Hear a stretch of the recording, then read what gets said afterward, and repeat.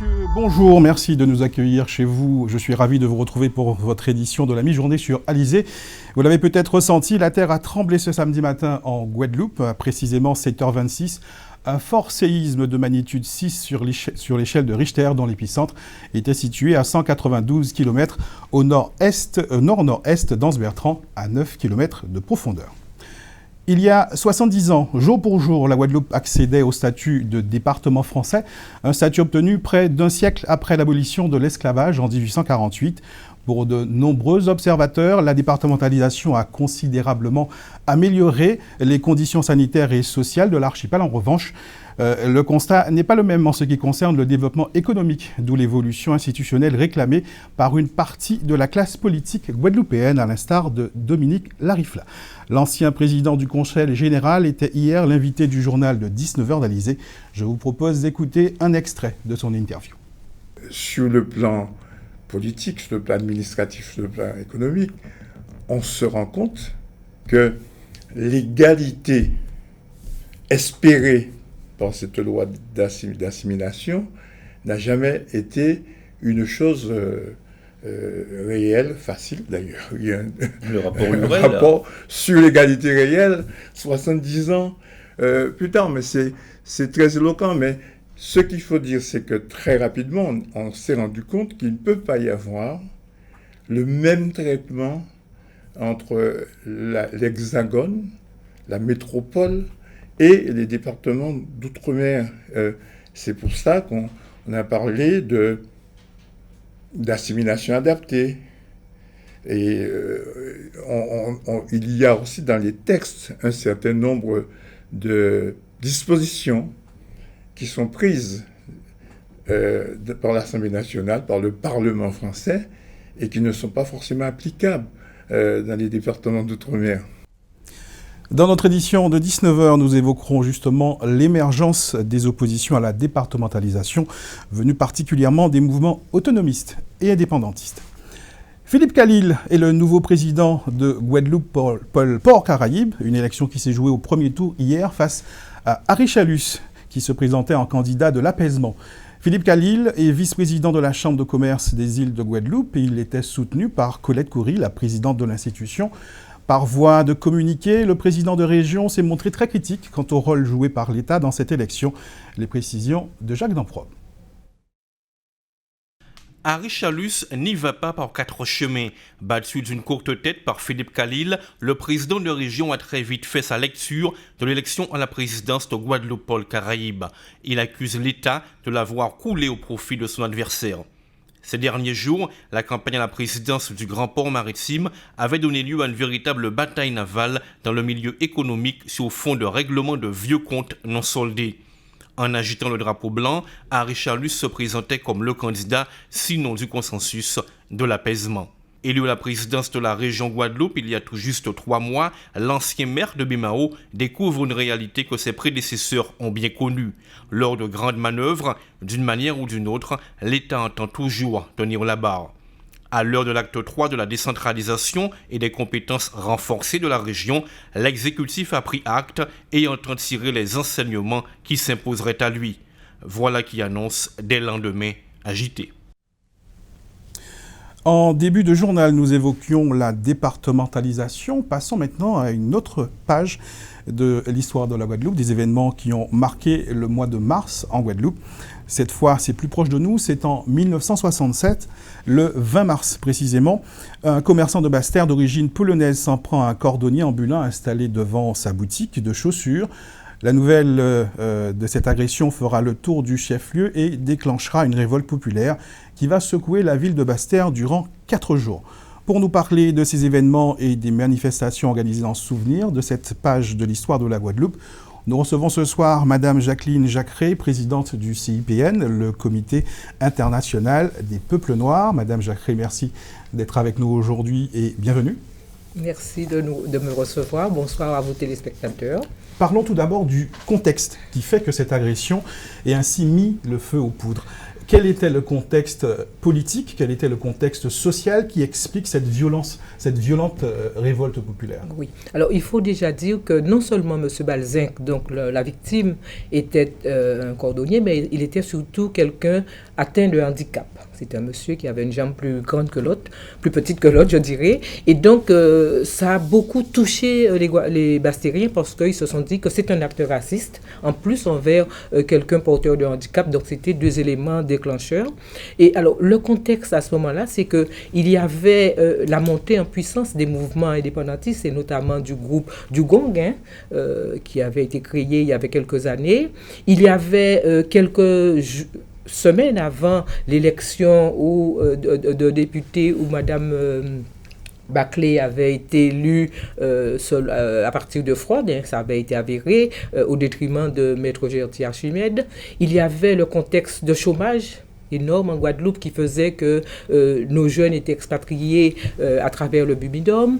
Il y avait une certaine tension sociale et économique parce qu'il y avait une grande insatisfaction. Les gens avaient le sentiment d'être floués et donc ils ont décidé effectivement de réagir.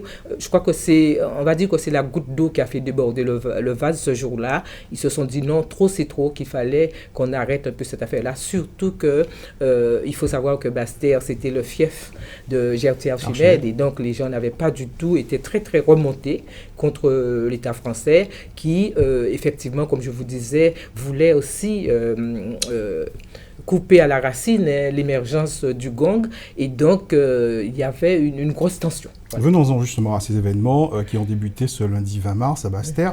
Alors, à la nouvelle de l'agression de Balzin, la foule se masse devant le magasin et met à sac carrément la boutique. Quelle est la suite des événements? Alors, la suite des événements, c'est que dans un premier temps, il y a une contestation juste physique et puis après, petit à petit, les choses évoluent, les esprits s'échauffent effectivement et donc les personnes à un moment donné donc, ont renversé, basculé la voiture de monsieur Srensky et de celle de sa femme également au niveau de la mer, puisque bon, son magasin, le Sans Pareil, se trouvait pas trop loin de la mer à Basse-Terre. Ils ont, dans la soirée, mis à sac le magasin. Alors, il y a quelque chose qui est important à dire, c'est que, notamment, M. Gérard Lauriette, que tout le monde a connu en Guadeloupe, s'était trouvé à ce moment-là présent au niveau des manifestations. Et donc, c'est vrai qu'il a joué un grand rôle parce qu'il a dit aux Bastériens, on ne touche pas à l'argent de ce monsieur-là, on ne touche pas à l'argent de ce raciste-là, nous ne voulons pas de cet argent-là, il ne faut absolument pas. C'est vrai qu'il a dû être un peu ferme, on va dire ça, ça n'a pas été facile. Vous savez que dans les émeutes populaires comme ça, il y a toujours quelques personnes qui veulent aller plus loin. En tout cas, ça a été dit très clairement au début. Et donc, alors, qu'est-ce qui s'est passé après? C'est que monsieur Srensky, lorsqu'il s'est rendu compte que la population était très remontée contre lui, il est allé se cacher à l'étage, il a continué à invectiver les gens, les policiers sont venus, il a été tout aussi désagréable. En tout cas, durant toutes ces manifestations, tous ces jours, à la fin, c'est le docteur Beaubois qui a dû le faire sortir en catimini, on dira, puisque bon, le cabinet du docteur Beaubois est très contigu à son magasin. Donc, les gendarmes auraient demandé au docteur Beaubois de le faire partir discrètement, de façon à ce qu'il ne se fasse pas lyncher, parce que c'est vrai que les gens étaient trop remontés. Il a fallu 4 jours pour faire cesser cette révolte. 2 mois plus tard, il y a les événements à Pointe-à-Pitre, les événements de mai. Est-ce que vous dites que ces événements de Basse-Terre sont liés directement à ceux qu'on a connus beaucoup plus tragiques à Pointe-à-Pitre? Ah oui, absolument. Les événements de mai 67 trouvent vraiment leur genèse dans les événements de mars 67. Pourquoi? Parce que, comme je vous disais, le Gong montait en puissance. D'ailleurs, sur les lieux de la révolte, on avait eu à noter la présence d'un certain nombre de membres du Gong, notamment Jacques Nestor, qui sera le premier fauché en mai 67 à Pointe-à-Pitre. Il y aurait eu apparemment d'autres personnes du Gong qui étaient présents, sans pour cela que ce soit une manifestation organisée. Ce n'était pas une émeute organisée, il n'y avait rien de... C'était vraiment spontané, mais c'est vrai que ces personnes-là se sont trouvées là parce qu'elles ont voulu porter main forte face à cet acte raciste. Et c'est vrai que l'État français s'est trouvé, a dit non, il faut absolument qu'on coupe l'herbe sous les pieds de cette organisation qui se positionne et qui était écoutée, parce que c'est vrai qu'il y avait, comme je vous disais tout à l'heure, ce sentiment de révolte et les gens étaient prêts à entendre ce mot d'ordre d'indépendance. Et donc, très vite, eh bien, en mai 67, nous verrons que le premier fauché sera Jacques Nestor, qui était un des membres éminents du GONG. On aura l'occasion, évidemment, dans 2 mois, de revenir sur ces événements de mai 67 à Pointe-à-Pitre. On commémore en même temps, ici, actuellement en Guadeloupe, la départementalisation. Avez-vous l'impression qu'il y a concurrence entre ces 2 commémorations ? Non, je ne pense pas qu'il y ait concurrence. On va dire qu'il y a juste coïncidence, puisque personne n'avait choisi en 67 de faire en sorte qu'il y ait des morts, que le sang des Guadeloupéens coule. Donc il n'y a pas concurrence. Tout ce que je dirais, c'est qu'on se rend compte que la situation en Guadeloupe n'a pas beaucoup évolué parce qu'il y a toujours ce grand sentiment d'injustice, de profitation, et on l'a vu en 2009, ce sentiment de profitation qui persiste au sein de notre pays et qui fait qu'on peut s'interroger sur l'efficacité. En tout cas, je ne dirais même pas qu'on peut s'interroger, on doit s'interroger sur l'efficacité de cette départementalisation, ses limites, et voir si notre pays ne mérite pas mieux que ça. Est-ce que nous ne devons pas oser, qu'on nous dit en créole, face à des histoires en outils-moins, parce que j'ai entendu M. Larifla dire, il y a des lois qui ne peuvent pas s'appliquer avec la Guadeloupe, parce que mais c'est tout simplement différent, parce que nous ne sommes pas français, parce que nous sommes dans un pays qui est inscrit dans la Caraïbe, et personne ne veut vraiment oser face à des avec cette histoire. Nous ne sommes pas français, nous sommes caribéens. C'est la position en tout cas du CIPN et la position des autres organisations qui vous ont rejoint et qui donnaient rendez-vous hier à la population pour une conférence témoignage débat à la médiathèque Betty Lara. Qu'est-ce qui est ressorti de ces échanges? Alors, qu'est-ce qui est ressorti? Alors, je dois remercier les personnes qui sont venues parce que vraiment nous avons été agréablement surpris parce qu'il y a eu effectivement le public a répondu massivement. Qu'est-ce qui est sorti? C'est que 2 choses. Les Guadeloupéens, en tout cas les Bastériens, n'ont pas supporté cet acte raciste et ils n'ont pas supporté qu'en plus qu'on s'attaque à quelqu'un qui était atteint de handicap. Et puis, comme je vous dis, c'est ce sentiment d'injustice profond qui est ressorti parce que toutes les personnes ont dit non, les émeutiers avaient ce mot qu'il ne fallait pas accepter ça, que il fallait réagir face à cette injustice. Dernier rendez-vous que vous donnez, c'est ce soir. C'est un rendez-vous plus artistique, on va dire, celui-là. C'est dans le chef-lieu, plus culturel. Un décattement culturel avec notamment Voukoum et Rosan Monza. C'est ce soir à partir de 19h. Oui, alors je dois quand même dire, si vous me le permettez, que les organisations qui ont appelé à cette commémoration, c'est le CIPN, bien entendu, Bastère Ensemble, l'UPLG, le FKNG et le KSG. Et Voukoum vient nous donner un coup de main. Il vient nous donner un coup de main puisque il est à Bastère, il est connu et il fait un travail extraordinaire. Donc ce soir, nous aurons donc Voukoum devant le magasin où se sont produits les événements, donc sur la place du Coulonivos à Bastère. Nous invitons tout le monde à partir de 19h30 précise, puisque nous avons un timing à respecter, à venir avec nous. Donc il y aura des déclameurs, il y aura des chanteurs, des poètes qui vont dire leur vécu de comment ils ont vécu ces émeutes, et notamment ils vont parler d'un poème de Sonny Ripper qui s'appelle Chien varé moins, chien foré moins.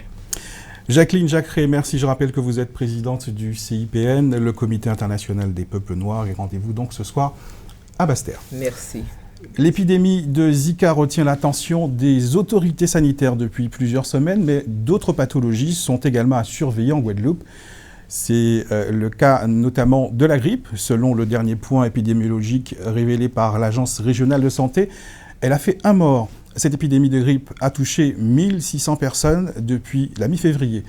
Quant à l'épidémie de Zika, il progresse toujours en Guadeloupe. Au 16 mars, 105 cas biologiquement confirmés étaient enregistrés. Des malades répartis sur l'ensemble de l'archipel de la Guadeloupe. 25 des 32 communes de Guadeloupe sont concernées.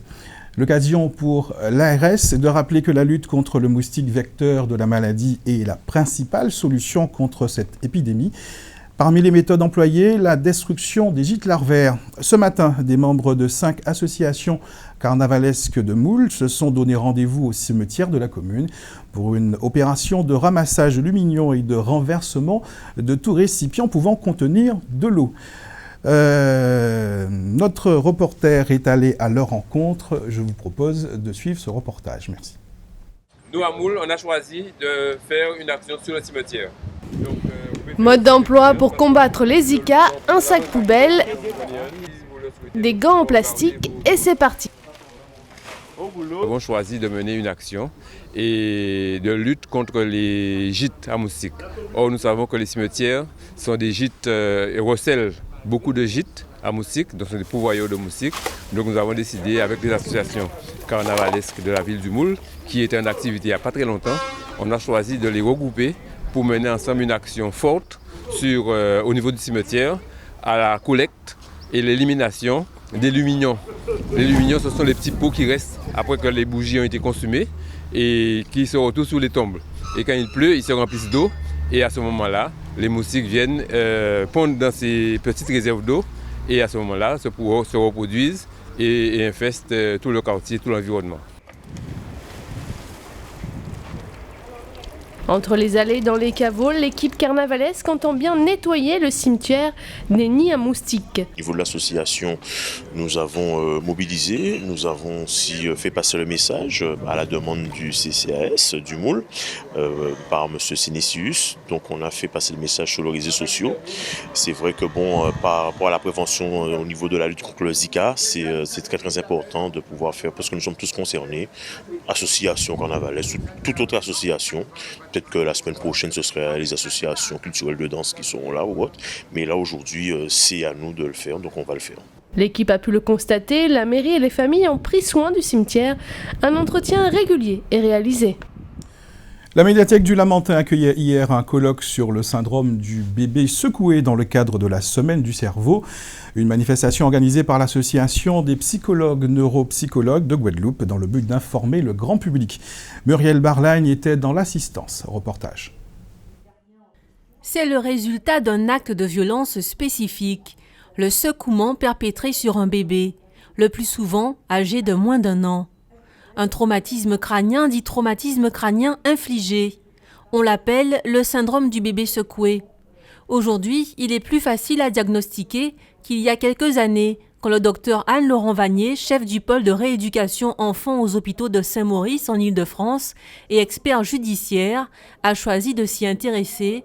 C'était il y a maintenant 15 ans.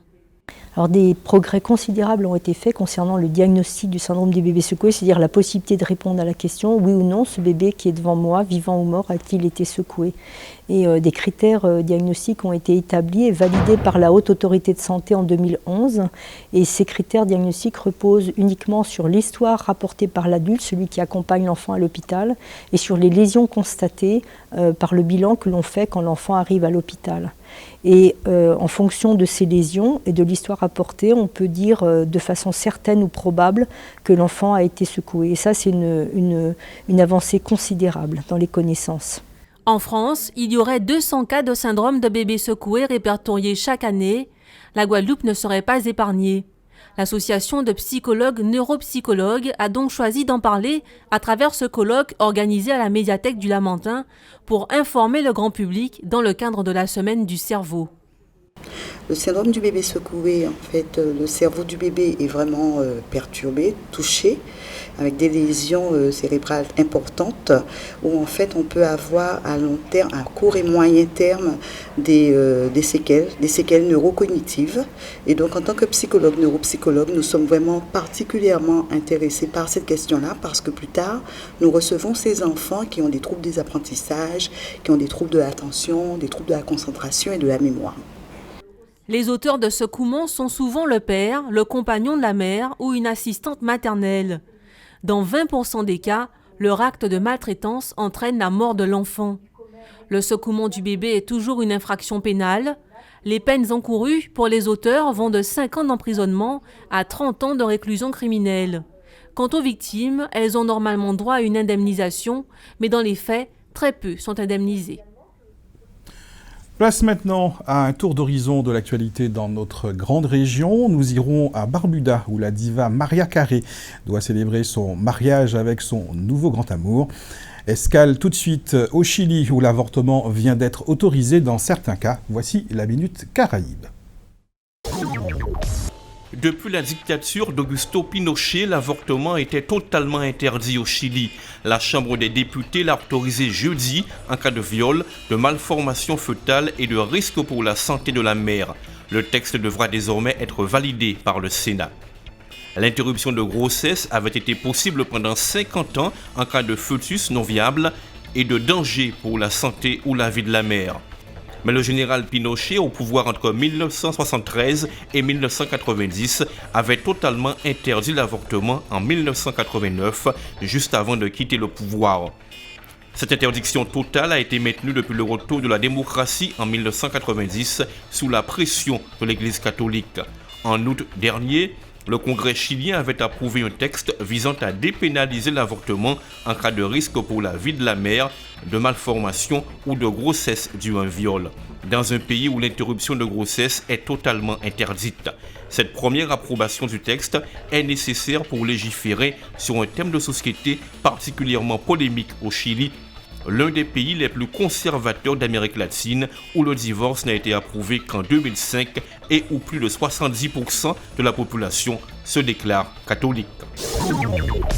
La journée internationale du droit de la femme ne restera pas un bon souvenir pour Andrea Noel. Cette journaliste américaine basée au Mexique vit un cauchemar dans ce pays depuis son agression à caractère sexuel le 8 mars dernier alors qu'elle se rendait au marché de son quartier le Condesa à Mexico. La jeune femme a décidé de publier sur les réseaux sociaux la vidéo de surveillance où l'on voit l'agression.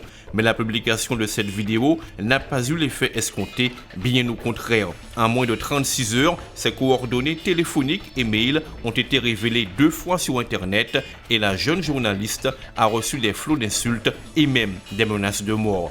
3 ans de harcèlement, ça suffit, explique Andrea au Daily Mail. Elle fait part de la culture ignoble du machisme au Mexique et espère que son agression ne restera pas sans suite pour les autres femmes qui vivent dans ce pays. À 45 ans, la belle Mariah Carey vit le grand amour avec son milliardaire australien James Packer. Alors que la diva n'a toujours pas divorcé de Nick Cannon, elle a décidé de ne pas perdre de temps avec le nouvel homme de sa vie, lui aussi toujours officiellement marié à Erica Packer. Après avoir emménagé chez lui en novembre dernier, la chanteuse américaine a même accepté sa demande en mariage après seulement 7 mois de relation. Difficile pour elle de refuser une grosse bague, il est vrai, en diamant de 35 carats qui coûterait 7,5 millions de dollars. La diva aurait maintenant l'intention de dire oui à James Packer au cours d'une cérémonie très privée. Seuls 50 invités, bien évidemment triés sur le volet, seront conviés aux festivités organisées sur l'île de Barbuda. Un lieu où son futur mari est actuellement en train de construire un complexe hôtelier d'une valeur de 250 millions de dollars avec l'acteur Robert De Niro. Mariah Carey a d'ailleurs tout prévu dans les moindres détails puisque ses invités auront des jets privés à leur disposition pour se rendre sur l'île paradisiaque. Assurément, tous les flashs seront braqués sur Barbuda à la mi-juin pour le mariage de la diva et de son milliardaire. Des festivités malheureusement auxquelles vous et moi ne serons certainement pas invités. Quelques mots de sport maintenant avec la 20e journée du championnat de foot en division d'honneur à suivre à partir de 16h. Le choc entre la Juventus, 3e du classement, et le leader l'USR à Saint-François. L'autre match de l'après-midi oppose l'AOG et à l'Étoile à Rivière-des-Pères. On en vient à la Carugette, l'événement sportif de cette fin de semaine. L'étape du jour est la plus longue de l'épreuve. 2 allers-retours cet après-midi entre la plage de Viard et les Saintes. Au bout des 116 km se dessinera sans doute le classement final. Parmi les pilotes, Tiffany Collin, la seule femme de l'épreuve qui s'aligne pour la première fois à la Carugette. Éric Pommier est allé à sa rencontre. Regardez bien cette bouille d'enfant. Elle s'appelle Tiffany Collin. Elle est inscrite au championnat de France depuis peu. L'aventure jet ski a commencé dès ses 16 ans. Cette jeune demoiselle adepte de la glisse a voulu s'attaquer cette fois à une épreuve pour gros bras. La Carugette, elle en avait entendu parler, son rêve. y participer. On me l'a vendu comme la course la plus dure, bien évidemment, mais surtout rester concentré, essayer de s'économiser un peu et après on verra ça, mais normalement ça va le faire. À 19 ans, le rêve devient alors réalité. Le nom de Tiffany est bien inscrit parmi les 85 concurrents de la 19e édition. Quel bonheur pour la demoiselle qui veut être la fille la plus rapide. En étant déjà seule fille, on se dit quand même c'est fabuleux. Enfin, même toutes les femmes peuvent faire du jet. C'est pas vraiment un monde spécifique aux hommes. C'est l'adrénaline, un peu de stress quand même et la vitesse. C'est ça qu'on recherche principalement. Mais au fait, quel est son objectif? Alors, dans un premier temps, apprendre quand même et après, tout ce qui arrive sera un plus. Voilà. Vous l'apercevrez très vite sur l'eau, point de repère, un Kawasaki de couleur rose, numéro de course 127. La semaine de la découverte des métiers dans les écoles vient juste de s'achever. À l'école Saint-Joseph de Cluny, les élèves ont pu découvrir le métier de pilote de drone. Des vocations sont visiblement nées de cette rencontre, comme l'ont constaté Karine Gehelman et Zach Lancien. Reportage.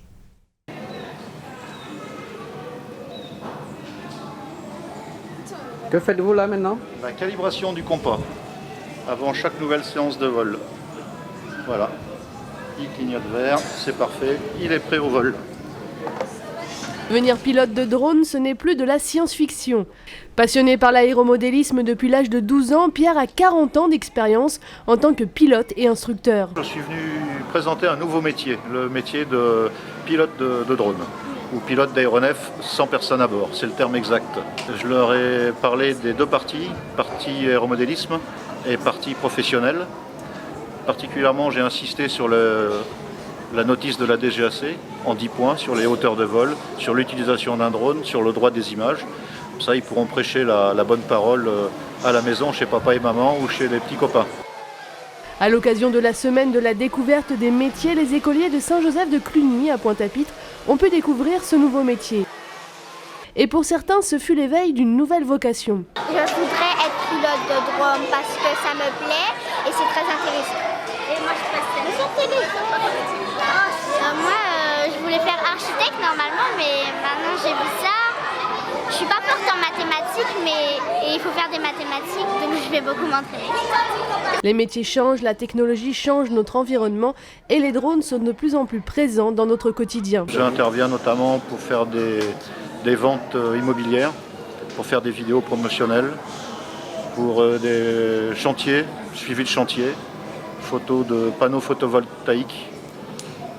Il y a plein de domaines où le drone est vraiment facile d'utilisation. Pour devenir pilote de drone, il existe des formations en Guadeloupe. Alors prêt pour le décollage ?